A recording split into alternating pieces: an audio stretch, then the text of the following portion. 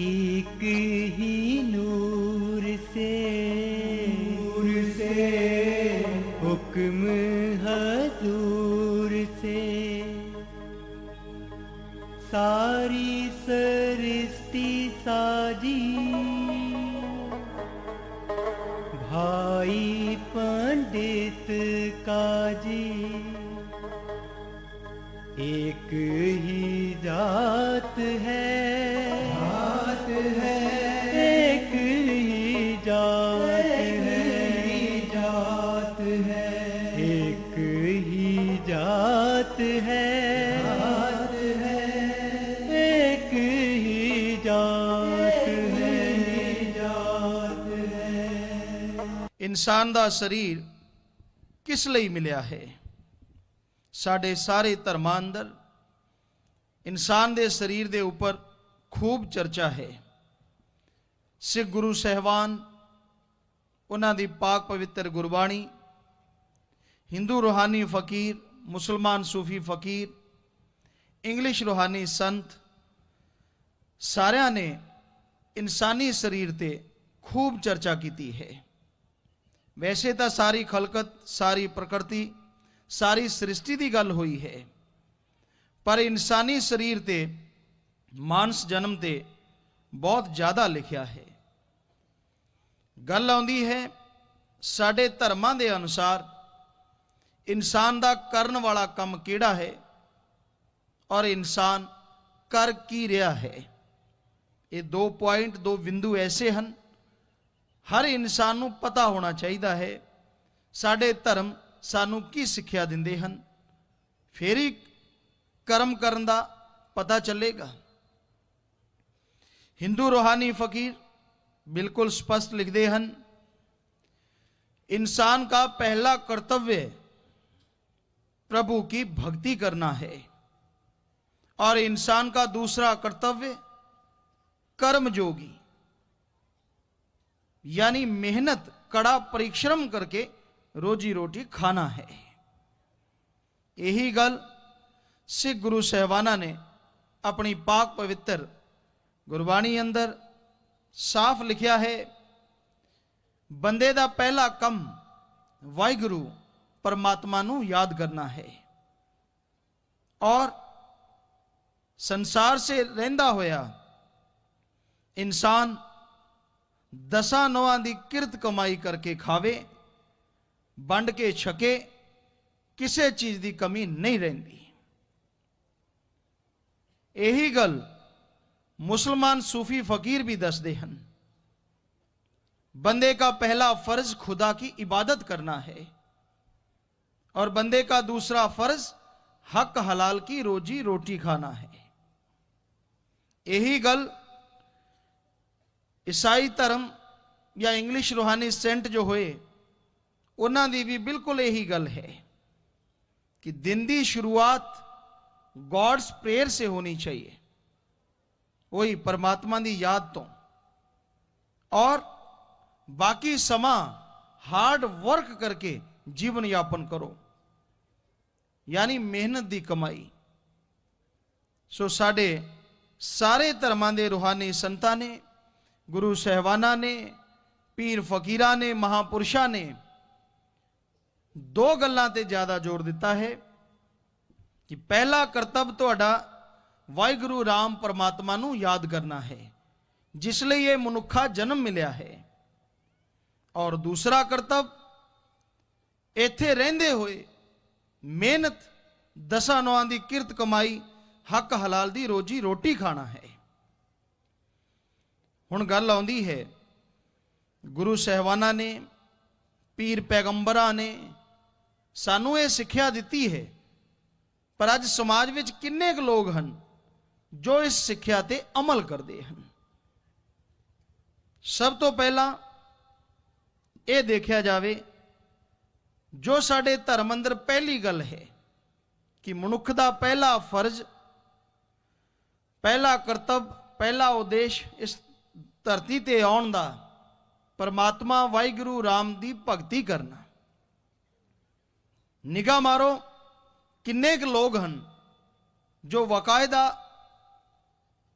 निजम अनुसार उस राम वाहिगुरु परमात्मा नूं याद करते हैं। जितों तक असी देखिया है, बहुत घट लोग होणगे, चंद लोग होणगे जो वकायदा सही तरीके नाल परमात्मा नूं, वाहिगुरु नूं, राम नूं याद करते होणगे। ज़्यादातर लोग परमात्मा नूं उदों याद करते हैं जदों परमात्मा तो कोई कम लेना होवे। बिजनेस है, उहदे च घाटा पैंदा है तां लोग मन्नत मंगते हैं, हे राम, हे वाहिगुरु, हे अल्लाह, साडी ये मन्नत पूरी कर दी, असी तैनूं प्रसाद खवावांगे। नौकरी जाण दा डर होवे, परमात्मा डाढ़ा मिठा लगता है, कहंदा हे परमात्मा, बंदा तां गलतियां दा पुतला है, जिवें परमात्मा नूं पता ही नहीं हुंदा। इसलिए गलती हो गई, पर तू तां दया मेहर दा दाता है, मेरी गलती नूं सुधार दिओ, तुहानूं किहड़ा कोई देख सकदा है, तुसीं तां कण कण विचों, जर्रे जर्रे विचों, बस मेरी नौकरी ना जावे, हाँ तुहानूं सवा दा प्रसाद जरूर खिलावांगे। पता नहीं मालक दा मिठा मूँह एडी जल्दी क्यों कराउंदे हन, काम जो लेना हुंदा है, या फिर कोई नौकरी जाता है, इंटरव्यू वगैरह आउंदा है, तद परमात्मा बड़ा प्यारा लगता है। इंटरव्यू है, सद्दा पत्र आया है, और वाहिगुरु राम अगे प्रार्थना करता है, अरदास करता है, हे मालका, कई इंटरव्यू दे चुके हैं, किते कोई पंजा नहीं अड़िया, फौ नहीं पिया, हुण रहमत करी, थोड़ा जिहा धक्का ला दी, तेरा जाना की है, मेरा सारी उम्र का काम बन जू, पर पिछों गल पक्की, तेनू प्रसाद जरूर खवाऊंगा। सो इस तरह नाल लोग परमात्मा नूं याद करते हैं, यानी वाहिगुरु नूं, राम नूं एक मौके का हथियार कह लो, खिलौना कह लो, बना रखा है कि जदों जरूरत पैंदी है परमात्मा का नाम लेके काम ले लो, और जदों जरूरत नहीं, परमात्मा कित्थे रहिंदा है, किहो जिहा है, किस तरह का है, कोई उसनूं याद नहीं करता। पर कई सज्जन हो सकता है सारे धर्मां दे इत्थे इहो जे भी बैठे होण जो कहंदे होण जी हाँ असीं सवेरे सवेरे परमात्मा नूं याद जरूर करते हाँ।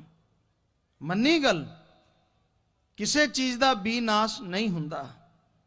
ऐदां दे लोग भी होणगे जो ओम हरि अल्लाह वाहिगुरु परमात्मा नूं जरूर याद करते होणगे, सवेरे सवेरे मालिक की भगती करते होणगे। पर यह नहीं कहा जा सकता कि सारियां दी भगती का तरीका सही है। क्यों? साडे धर्मां अंदर चिंतन नूं भगती मन्निया गया है। चिंता अंदरों तड़फ के बेचैनी नाल अगर परमात्मा मालिक नूं याद किया जाए, वो सच्ची भगती है। पर अज दे समय च लोग परमात्मा नूं याद करन लगदे हन, जुबान ते ओम हरि अल्लाह वाहिगुरु दा नाम हुंदा है, हथ भी जोड़े हुंदे हन, अखां भी बंद हुंदियां हन, ऐदां लगदा भगत जी परमात्मा च ही खोए बैठे है। पर अंदर मीटिंग कुछ होर ही चल रही हुंदी है। साडे दफ्तर च आ जे ना मजा ही आ जे, मेरे बेटे नूं इन्ना मिल जे ना पुछना ही की है। सो मुख ते राम है, अंदर दुनियावी कम धंधा चल रहा है। और साडे धर्मां च लिखिया है चिंतन भगती है। ये हुण तुसीं सोच लो भगती किस कम दी चल रही है, वाहिगुरु दी या कारोबार दी? चिंता तो कारोबार दी है, जुबान ते सिर्फ ना है परमात्मा दा, तब भगती तो कारोबार दी हो गई। एक बार दी गल है, असीं ये नहीं कहंदे अक्षर अक्षर इतिहास दा असीं तुहानूं हूबहू सुना रहे हैं। असीं ये कहंदे हां कि जो तुहानूं सुना रहे हैं वो सच भी है और सिक्ख्या देने वाला भी है। अक्षरां दा वध घट हो जाता है, इहदे च कोई शक नहीं, कोई दो राय नहीं। एक बार दी गल है, श्री गुरु नानक देव जी महाराज उस समय अंदर दो धर्मां दे लोग गुरु साहिबानां नूं अपना गुरु मुर्शदे कामिल पीर सदगुरु मनते सन। दो धर्म सन, हिंदू और मुसलमान। एक बार श्री गुरु नानक देव जी महाराज मुसलमान समाज विच चले गए। बड़ा अदब होया, उन्हां दे मुरीदां ने बहुत प्यार किया कि साडे पीर वो मुर्शदे कामिल आए हैं। बड़ी चर्चा हुई, और जदों सच की चर्चा हुंदी है, कख या कह लो पत्थर रास्ता जरूर रोकते हैं। सो गुरु साहबानां दी जदों चर्चा हुई कि ये तो बड़ा सच बोलते हैं, झूठ की पाखंड दियां धज्जियां उड़ा रहे हैं। ਜਿਹੜੇ पखंड के नां ते खांदे सन, अल्लाह के नां ते खांदे सन, उन्हां दे भादी बन गई कि ये आ गए, अगर सारे समाज नूं पिछे ला लिया तो अपने कोले तो कल्ले टल्लियां तो अलावा कुछ नहीं बचना। सो उन्होंने बादशाह कोल गल की कि पीर आए हैं। बादशाह कहते जी पीर दे बारे तो बड़ी गल सुनी है, बहुत ही उच्चे पीर हैं, बहुत ही पाक पवित्र पीर हैं, सच्ची गल करते हैं। पर उन्होंने साथी कहन लगे, अहदेकार कह लो कोई भी, कि बादशाह सलामत एक गल्लां ही करते हैं कि सारे धर्मां नूं मनदे हैं, तुसीं इन्हां नूं मस्जिद च लिजा नहीं सकते, और ले जाओगे तो नवाज नहीं पढ़ा सकते। बादशाह कहता यह किवें हो सकता है। गुरु साहबानां नूं सद्दा दिता, बुलाया, कहने लगे हे पीरो मुर्शदे कामिल, तुसी इंसानियत नूं मनदे हो, आदमीयत नूं मनदे हो। श्री गुरु नानक देव जी महाराज ने फरमाया, हाँ बादशाह, असी इंसानियत नूं मनदे हां, असी उस वाहिगुरू राम अल्लाह परमात्मा दी भगती दा सद्दा देण आए हां।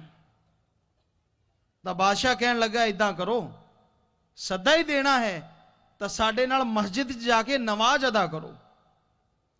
गुरु नानक देव जी महाराज कहन लगे, बादशाह फिर कहो एक बार। कहने लगा, साडे नाल चल के नमाज अदा करो। कहते जी चलो। बादशाह हो गए, मौलवी साहब हो गए, मस्जिद चले गए। जिद्दां बैठते हैं, मुसलमान भाई गोडे मूधे मार के बैठ गए, नमाज शुरू कर दी। और जदों साफा करते हैं, आमीन करते हैं, थोड़ा इधर उधर देखते हैं, सिर घुमाते हैं। जब उन्होंने सिर घुमाया, बादशाह की देखता है कि गुरु साहबान तो उदा ही बैठे हैं, पलाथी मारी, नमाज अदा कर ही नहीं रहे। बड़ा ही गुस्सा आया दिल विच। नमाज अदा की, आमीन की। उस तो बाद बादशाह श्री गुरु नानक देव जी महाराज नूं कहन लग्या, हे पीर, तुहानू क्या सी नमाज अदा करियो, तुसी नमाज अदा नहीं की। श्री गुरु नानक देव जी महाराज फरमाउण लगे, तुसी इस तरह नहीं किया बादशाह, तुसी क्या सी साडे नाल नमाज अदा करियो। कहना जी फिर असी तो इत्थे बैठे हैं। बादशाह कहन लग्या, मैं भी बैठा हाँ, मौलवी भी बैठा है, तुसी नमाज अदा क्यों नहीं की। श्री गुरु नानक देव जी महाराज फरमाउण लगे, हे बादशाह, तू इत्थे नहीं बैठा, तेरा जिस्म इत्थे बैठा है, अंदरों तो तू काबल च जिहड़े चिट्टे घोड़े आए वो खरीददा सी, इत्थे दा तेरा शरीर बैठा सी, दसो मैं तेरे नाल नमाज अदा किवें करां। बादशाह तौबा कर गया। सच्चे लोग भी हुंदे सन कि हाँ पीर तुसी सच कह रहे हो, इत्थे तां मैं बस नमाज दा दिखावा कर रहा सी, अंदर दे ख्यालात तां मेरे काबुल च जो सफेद घोड़े आए हैं उन्हां चटके हुए सी, किते कोई होर ही ना लै जे। पर बादशाह कहन लग्या, हे गुरु साहबान, हे पीर मुर्शदे कामिल, मैं इत्थे नहीं सी, पर मेरा मौलवी तां इत्थे सी। श्री गुरु नानक देव जी महाराज फरमाउण लगे, हे बादशाह, ये भी इत्थे नहीं सी, ਇਹਦੇ ਘਰੇ गऊ ने बछड़ा दिता है, ताजी गऊ सूई है, और इनू सी भी बौली मैं रगड़ूंगा किते बच्चा ही ना चढ़ा जे। ये तो ओदा संगल संभालदा फिरदा सी। मौलवी नूं बादशाह ने पूछा झूठ किवें बोले। कहंदा जी पीर सच कहंदे हन। सो दोनों श्री गुरु नानक देव जी महाराज के शरण आए, कहने लगे फिर दसो गुरु, हे पीर मुर्शिदे कामिल, सच्ची नवाज या सच्ची भगती या इबादत फिर केड़ी है? गुरु साहिबाना ने फरमाया, जदों तुसीं वाहिगुरु अल्लाह राम की भगती च बहिंदे हो, बड़े मुश्किल नाल अद्धा घंटा, कोई पौना घंटा, घंटा उहदी याद च बहिंदा है। घट्टों घट उस समय अंदर तां दुनियावी धंधियां दी गल छड्ड दिया करो।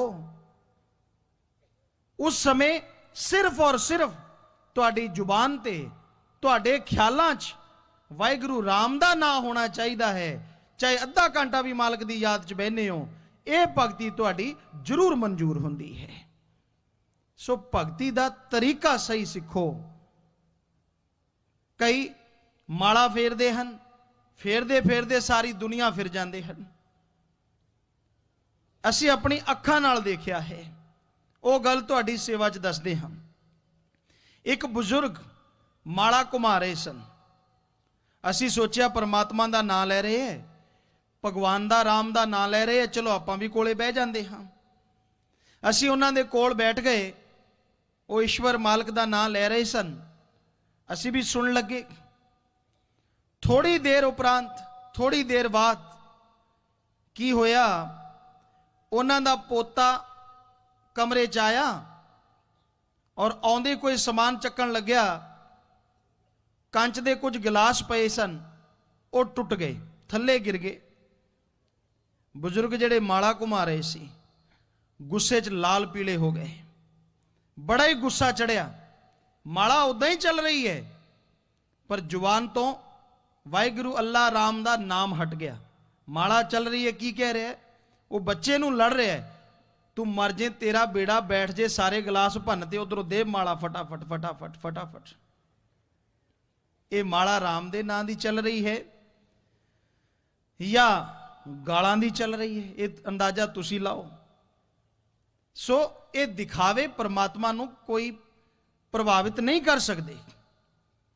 कबीर जी ने लिखा है, माला तो कर में फिरे, जीबा फिरे मुख माहे, ये मनवा तो दे दिस फिरे, यो तो सुमरण ना है। माला तो कर में फिरे, माला तो हाथ च फिरदी है, जीबा फिरे मुख माहे, जुबान जड़ी है चलदी है मुंह दे अंदर अंदर घूमती रहती है। मनवा तो दे दिस फिरे, मनवा यानी तुहाडे विचार ख्यालात, वो तो दसां दिशावां च खब्बे सज्जे सामने पिछे ऊपर नीचे सारे पासे घूम रहा है। ये तो सारे पासे दौड़दा फिरदा है। ये कोई भगती नहीं है, ये कोई मालिक दी याद नहीं है।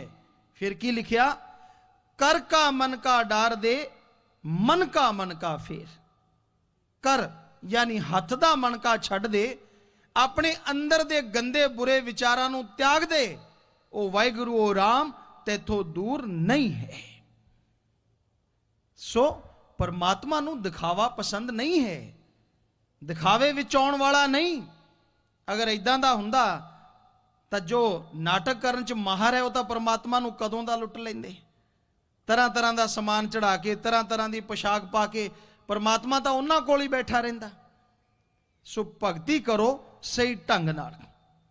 दिन और रात 24 घंटे हैं, 24 घंटियां चों घंटा सवेरे शाम अगर तुसी राम वाहिगुरु की याद च दिंदे हो तो 22 घंटे तुहाडे फिर भी दुनियावी धंधियां लई बच जाते हैं। वो घंटा सुबह शाम जो मालिक की याद चलाते हो, यकीन मनो इस कलयुग अंदर अगर सच्ची लगन तड़फ नाल तुसी वाहिगुरु राम की याद च घंटा सुबह शाम ला दो तो कुछ दिना कुछ महीनों च ही वाहिगुरु की दया मेल रहमत नाल तुसी माला माल हो सकते हो। पर ओदी याद च कोई समा लाउंदा नहीं। जदों जरूरत पैंदी है फिर तो उहदे लई बड़ा कूक पुकार करते हैं, मैं तेरी काली पीली नीली सफेद गऊ, अगे पिछे कोई परवाह नहीं करते। सो ये भगती का हाल है। फिर गल आउंदी है, जो धर्मा ने किया है मेहनत दसा नौआं की किरत कमाई करके खाओ, हक हलाल दी रोजी रोटी खाओ, हार्ड वर्क करके खाओ, ਇਹਦੇ ਵੱਲ ਧਿਆਨ ਮਾਰੋ। ਆਪਣੇ ਆਸ-ਪਾਸ ਦੇ ਇਲਾਕੇ 'ਚ ਨਿਗਾਹ ਮਾਰੋ। ਠੱਗੀ ਮਾਰਨਾ, ਬੇਈਮਾਨੀ ਕਰਨਾ, ਭ੍ਰਸ਼ਟਾਚਾਰ ਨਾਲ ਕਮਾਉਣਾ, ਇਹ ਕਿਹੜੇ ਪਾਕ ਪਵਿੱਤਰ ਗ੍ਰੰਥ 'ਚ ਲਿਖਿਆ ਹੈ? ਕੋਈ ਸਾਨੂੰ ਦੱਸੇ।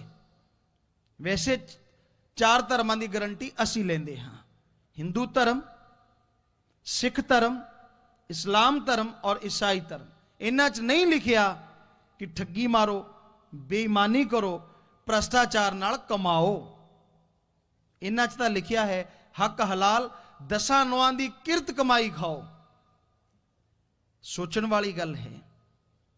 फिर धर्मां दा पहनावा पहन के गुरु साहिबानां दे, पीर फकीरां दी बाणी दी जो धज्जियां उड़ाउंदे हन, किहड़ा धर्म है उन्हां दा? जो ठगी मारदा है, बेईमानी करदा है, कि वह हिंदू हो सकता है? सिख, ईसाई या मुसलमान हो सकता है? सोचो तां सी, पुछो तां सी आपदे जमीर नूं। पुछण दी की लोड़ है? अज दा दीन, ईमान, मजहब, धर्म पैसा है। वो चाहे मेज दे थल्लों दी आवे, खब्बियों सज्जों, जिधरों मर्जी आवे। अगर अज कोई धर्म नूं मनदा, घट्टों घट अपने देश अंदर ठगी, बेईमानी, भ्रष्टाचार हो ही नहीं सकता सी। क्योंकि इस धर्म, जेड़े धर्म हैं इस देश के अंदर, वो 4 ही हैं, हिंदू, इस्लाम, सिख और ईसाई। और महापुरुषों ने रोक लाई है कि तुसी बुरे तरीके नाल पैसा नहीं कमा सकते। सोचो तो सही, फिर साडे समाज का यह हाल क्यों है? इस क्यों का जवाब है, लोग धर्म का दिखावा करन ते तुले हन, धर्मां दे बचनां नूं कोई कोई मनदा है। अगर बचन कोई मन्ने तो बुराइयां समाज च हो ही नहीं सकदियां। ये सच्चियां गल्लां कौड़ियां लगदियां हन, बहुत कड़वियां हुंदियां हन, पर सच तो सच ही है। या तो सानूं दिखाओ किसी भी पाक पवित्र ग्रंथ विच लिखिया होवे भी 1000 रुपया मालक नूं चढ़ा दिया करो, लाख दी ठगी मार लिया करो। जे किते लिखिया तो जरूर दिखाओ, असीं भी दसांगे फलाने ग्रंथ च लिखिया। और अगर नहीं लिखिया तो अपने जमीर नूं पुछो, अपनी आत्मा नूं पुछो, अपने आप नूं पुछो, तुसी किहड़े धर्म दे नुमाइंदे हो? अगर तुसी ठगी मारदे हो, अगर तुसी बेईमानी करदे हो, किसी दे मूंह दी बुरकी खो के अपने मूंह विच पाउंदे हो, दसो तुहाडा किहड़ा धर्म है? सो सच्चाई हमेशा कड़वी हुंदी है, पर सच सच रहिंदा है। और पीर फकीर सच दा ही प्रचार करते हैं, सच ते ही चलते हैं, उस वाहिगुरु राम की चर्चा करते हैं। यही सच तुहाडी सेवा च दसिया कि साडे करन वाला कम वाहिगुरु राम की भगती, इबादत करना और हक हलाल 10 नौआं की किरत कमाई करके खाना। पर अज समाज का बुरा हाल है।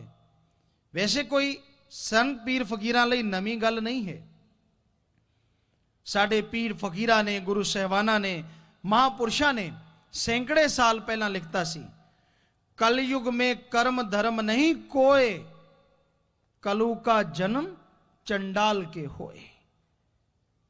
कि कलयुग जो आज समा चल रहा है, कलयुग में कर्म धर्म नहीं कोय, यानी धर्म दा कर्म करने वाला ना दे बराबर कोई होवेगा। कलु का जन्म चंडाल के होए, कि बुराई दा जन्म उस समय हो जाएगा और इंसान बेरहम होके चंडाल दा रूप धारण कर लेंगे। मतलब किसी जात नाल नहीं, बेरहम हो जाएंगे, मन माया दे गुलाम हो जाएंगे। कि अज ये बाक सच नहीं है? कि ਇਹਦੇ ਵਿੱਚ कोई झूठ है? धर्मां नाल कर्म की अज मिलते हैं?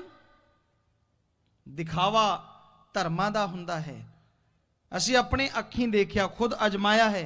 बड़े बड़े महानगरां च भी गए, दिल्ली है, मेरठ है, मुंबई है, होर भी गुजरात दे जिद्दां अहमदाबाद है, बहुत बड़े बड़े नगरां च, कोटा राजस्थान दा है, जयपुर है, 12-13 स्टेटां दे महानगरां च भी, पिंडां च भी, तहसीलां च भी जा जाके देखिया।